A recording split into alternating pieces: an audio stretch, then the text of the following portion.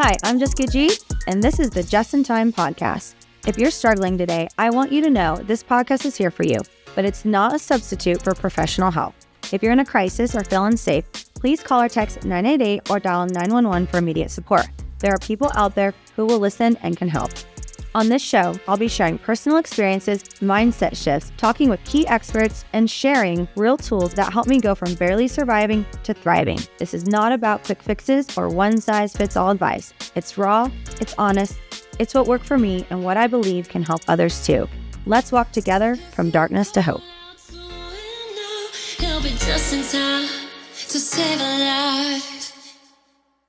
Hello. Thank you guys so much for joining us on Just in Time. Today, I'm so excited to announce we have Dale Fewson. Welcome, Dale. Thank you.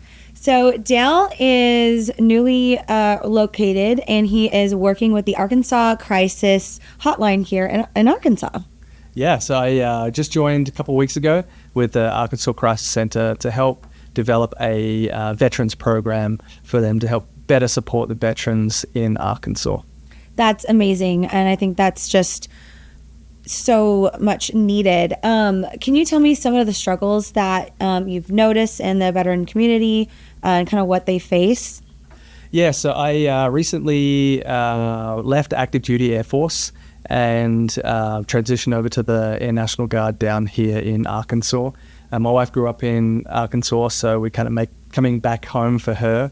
And so my time active duty, it's definitely you get to see a lot of like the struggles that people go through, and a lot of times we say, oh, it's the Air Force, they've got it easy there, they sleep in hotels when they travel. Like there is the easy part, but you see a lot of isolation, you see a lot of lonely people surrounded by a lot of people.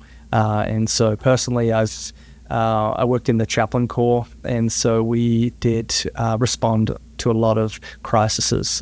So people going through their worst times and having family members calling us up saying that their loved one has just passed away, and kind of dealing with that. And so, just seeing the loneliness that is surrounded in the veteran community, active duty, and also once they leave the service. Yeah. Well, I know the statistic, for suicide in veterans is really high. So thank you for what you're doing and the program that you're trying to create and build. What would you say is another struggle within the crisis hotline that you have noticed? Within the crisis hotline, from veteran specific? Yeah, you mentioned something about dialing 1 or dialing 2. So correct me if I'm wrong, but it's you call 988, and if you push option 1, you'll get the veterans crisis line. If you push option 2, you'll come to us, the suicide and crisis line. Right. And so what we're finding is that we have veterans who are not dialing 1 to go to the veteran crisis line, but they're dialing 2 to come to the general suicide and crisis hotline. And so we really want to dig down into that and figure out why. But more than the why is the how. How do we support those veterans that are coming to us? Right. And help them get the help. Why do you think they're dialing 2 instead of 1? Does that? Yeah, I think there's a lot of stigma behind veterans calling the VA or the veterans line, and whether it's anecdotally not getting the help or friends not getting the help they need or something like that is and there's a lot of shame as well. So like the veteran system maybe not be working as well as it ought to be is basically what you're saying. They had a bad experience that sort of thing. Or didn't get the help or care that they needed. Exactly. Okay. And that's why you're working along with the Arkansas Crisis Line to develop a program that can help veterans specifically. Exactly. Yes. And that's why I brought you on the show today, because I think it's really important. And you have lived experience of dealing with that. Or maybe you're not personally, but being in the field yourself, you have seen and probably have lost, other fellow soldiers. What is one thing that you think that someone like me or family members could do to support veterans that are going through a hard time but may not want to talk about it? Like what would be a way to show support to them without crossing a line maybe? Yeah, I think my personal experience has been a lot of the veterans that I've worked with have had it's like I come back to loneliness and isolation. It's that feeling of, and where it's not just veterans, it's like all of us now in the digital age where we're so connected yet we feel so isolated, and it is a version of that where these friends or relatives that you'll see them out in public having a good time, but deep down inside they feel absolutely alone. Exactly. Yeah. And so it's really like, or are struggling with PTSD, things like that. So is there a program within the veteran community that supports PTSD, or one that you could list off that could someone that's like wanting help with PTSD could reach out? Would that just be through the crisis line? Yeah, through the crisis line help. I guess the advantage of calling crisis line is that the call specialists there are equipped to find resources. So, okay. And they'll get that person connected with the right person for them. Correct. Okay. Correct. So it's more like so whether they dial 1 or whether they dial 2, the Arkansas Crisis Line is going to find the right resource for that individual. Exactly. Just stay on the line until they get back to you, right? Exactly. Yeah. And it's good to kind of talk it through with the call specialist as well. And a good call specialist will take the time to find where you are, what are the closest resources, what resources have good reputations as well. So they're not just trying to get you off the phone. It's about finding the best resource and support for you and your situation. Okay, awesome. And then a little bit more about the program. I'm really curious about this.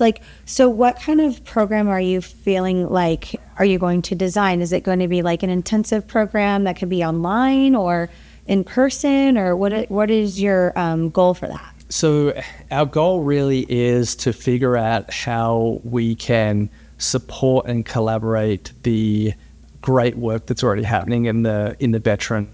Okay, so with other nonprofits already that are in that sector, so like just combining and just becoming a big powerhouse, and then creating something out of that. Yeah. So the Arkansas Crisis Center, our bread and butter is the call line, is the crisis line. So yes. It's that person that at 3:00 in the morning is at their absolute lowest and they don't know who to reach out to. Yeah. They just call 988, and so that's our bread and butter. And what we like to say, that's kind of like that's at the edge of the waterfall, that aspect. So it's like it's the last stop. A lot of people feel, but we want to move upstream from that for true prevention. Yeah, exactly right. So we want to work with other organizations that they may have suicide prevention as a pillar of the organization, but it's just one pillar. And so how do we come and support that pillar for them? Yes.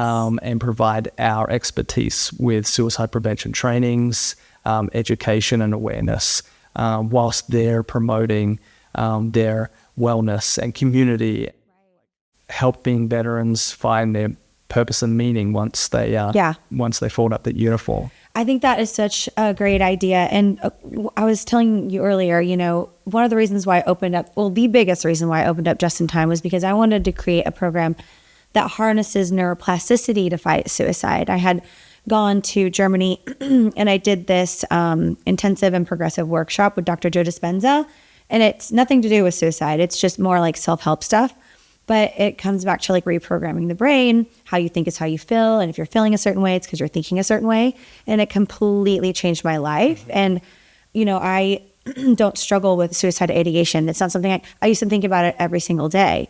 And now I'm finally living a life where I feel empowered. I'm not just coping with my life. And for me, I was like, I didn't want to, like, coping mechanisms were great and everything, but and I don't know, please correct me if I'm wrong, but maybe, veterans, they've been through so much training, this and that. And it's like, I feel like maybe they just want relief, And for me, to kind of like connect the dots here, it was like, I was in so much pain in my own way, and I was struggling from PTSD.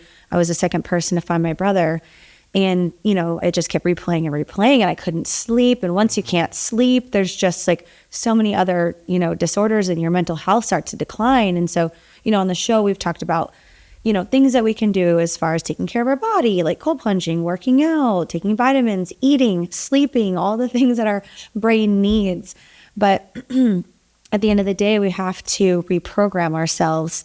And that's basically what I did. I reprogrammed my brain, but it took a long time. And it took this program that I just, learned about through some of my friends in Germany. And they were like, you need to come and take this course. And I was like, okay. And he talks about being in survival mode, right? And I think for veterans, like, constantly in survival mode, Yeah.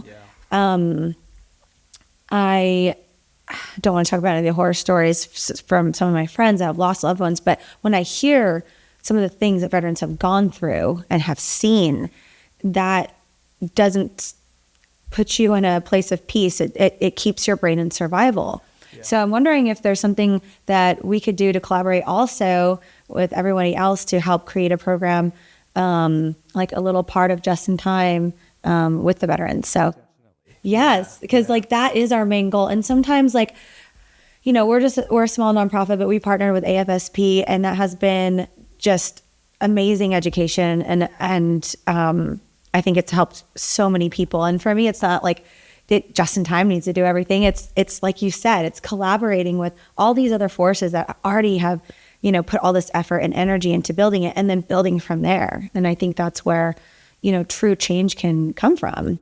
So I am so excited to have met you and brought you on the show. And you've only been in Arkansas for a month, right? I know, yeah. So as an Australian, wait, you were in Washington, D.C. before, right? Washington State. Or Washington State, yes. Yeah. So that what you mentioned, like, that's freezing cold. Uh-huh. So Arkansas is not as cold, but but does it get cold in Australia at all? Not where I grew up, in Perth. It was. Yeah, I didn't think. It's a warm climate. Like, so, all year round, right? Pretty much. Like, the winters are like. Is it like California? Yeah. Kind of? I think someone told me, like, San Diego is similar to Perth. I don't know if that's true, but it's 114 in the summer, and like, oh wow, like the winters are like 55. I think Australia might be a little hotter. Okay. Yeah, a little warmer. Did you surf or anything? I grew up bodyboarding. Oh, cool. And never got the hang of stand up. Like, my balance, I don't know what it was. But. All right. Well, my husband and I, we have a boat. We're going to invite you to Beaver Lake, and we're going to teach you how to wake surf. Dude, so someone told me about that and said, oh, it's just like surfing. Yeah, that'd be awesome. I mean, your wife and me will both be pregnant. Uh-huh. Well, no, next summer we'll already have the baby. Yeah. So it'll be great. That'll be awesome. Yeah. Exactly. We'll let the guys drive, and my husband can teach you. So that will be really cool. We'll have to do that. Sick. Yeah. Yeah. Awesome. Well, welcome to Arkansas. Thank you. Thank you so much for all the work that you do. I'm really excited. Is there anything else that you want to talk about today, or that you can think of that you'd like to share with everyone? Ooh. Or a piece of information, or something personal that maybe helped you when you maybe had struggles with mental health or anything like that? Yeah, I think the notion of like, oh, what I've gone through, like people have gone through worse. And we talk about, I was part of a mass casualty team at Fairchild Air Force Base, and we had, remember the exact term, it was for triaging the folks, and it was medical, but then we as the religious support team would come in and help spiritually triage, which is like those that are most closest to death, we look after them first. Whereas medically, you look after those most likely to survive. So spiritual triage? Yeah, spiritual triage. Wow. So it's kind of spending that time with members that closer to their time. The end, yeah. And so, but when we do that, Oof. yeah, it's Chills. I know, and it is kind of a bit of a mind fuck, as it were. Yeah. Because you're like, well, medically you want those that are most likely to survive, but spiritually you're like, okay, these are right at the end. You want to be with them in that time, because that is for a lot of people very tough time. But like when you're triaging, they talk about it used to be a traumatic event, and that's what it was, and that could be a plane crash or something like that. And then more recently, it's been redefined as a possible traumatic event, because what someone goes through, two people can go through the same thing And have a different experience. So like your crisis is your crisis. It's not always the truth of exactly what happened. Exactly. It's a different experience, because the brain can just decompartmentalize and then you also remember incorrectly too. Exactly. And so the real piece of encouragement that I have, that I share with everyone is just talk. Like don't go, well, I know my mate went through so much worse. Right. But if you're having feelings that you're having, talk about it.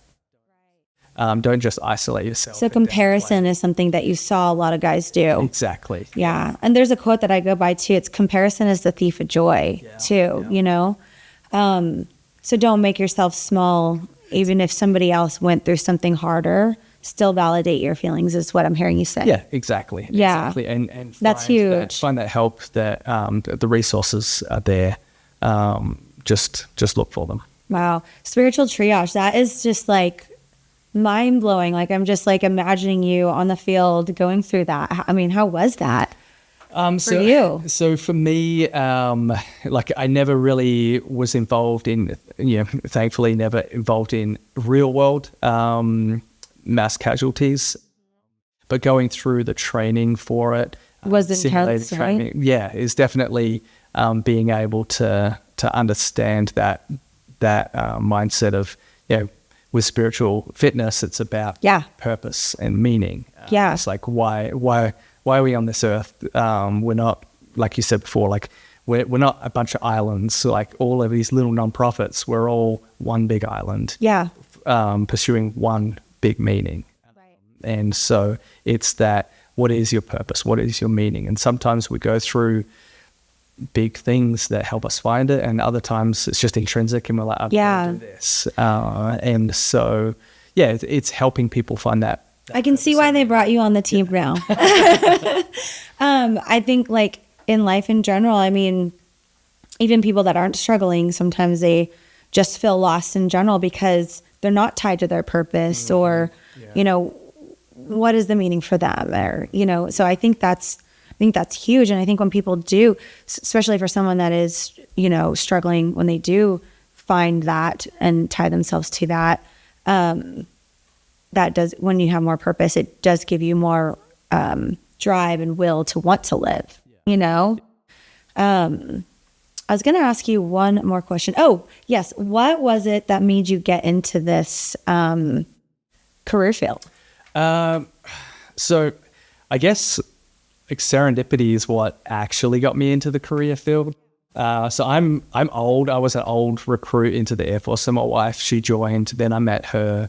I had a previous career in running coffee shops and coffee roasting. That was kind of that was my passion.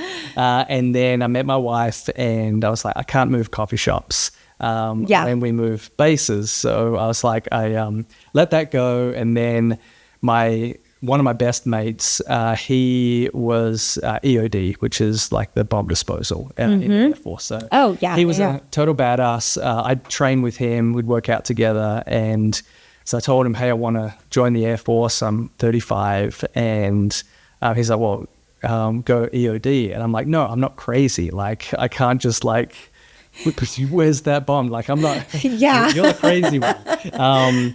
And so he introduced me to, but I wanted to go special warfare because I'm just one of those dudes that like, I have to do the hardest thing I can find.